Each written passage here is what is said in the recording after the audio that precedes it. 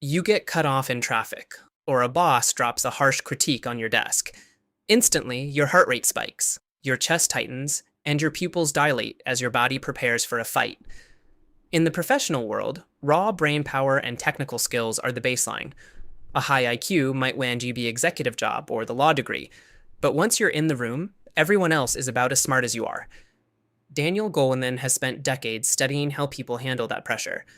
He observed that among professionals with similar IQs, a specific set of personal skills, learned throughout life, starts to separate the top performers from the rest.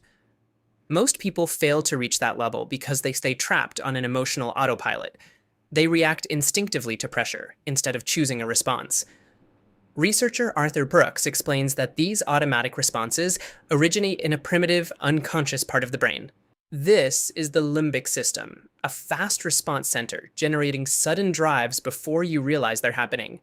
Logical decision-making lives in the prefrontal cortex, the region responsible for slow, conscious thought and interpreting what those emotional alarms actually mean. Mastering emotional intelligence requires hacking this biological gap. You have to ensure the signal reaches the prefrontal cortex before you take action. When that stressful trigger hits, the professional move is to deliberately insert a pause. Wait 30 seconds to let logic catch up. Use the 4-7-8 sequence. Inhale for 4, hold for 7, exhale for 8. This breathing lowers blood pressure and buys time for the signal to travel out of the limbic system and reach the prefrontal cortex. This physical pause serves as the prerequisite for all emotional intelligence. Without it, conscious behavioral control remains out of reach. During that pause, you can engage metacognition. This is the act of thinking about your own thinking, observing your emotions as they happen. The next step is emotional labeling.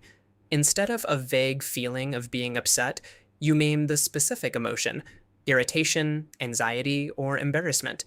This creates a critical linguistic shift. Moving from "I am angry" to "I feel anger" separates your identity from the temporary emotion. Naming the feeling strips it of its power. It shifts brain activity away from the panic center and allows you to choose a logical response.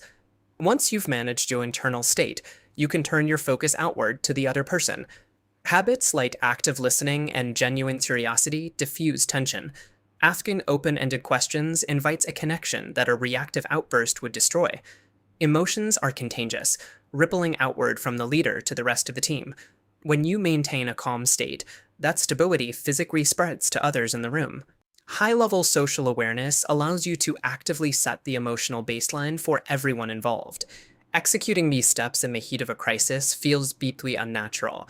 At first, your brain will fight to return to its fast, reactive shortcuts. However, through neuroplasticity, emotional intelligence becomes a learnable physical skill that rewires the brain through repeated experience. Goleman uses the analogy of crossing your arms.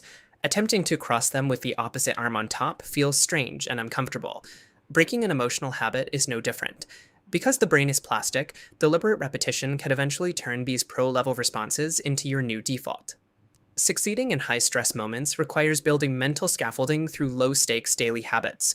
You can train these skills by setting a clear emotional intention upon waking and using the calming ritual before sleep to process the day. Practicing this level of intelligence means recognizing that emotions act as temporary signals rather than permanent commands. You cannot control the chaotic triggers of the outside world, but by mastering these biological habits, you guarantee control over your response.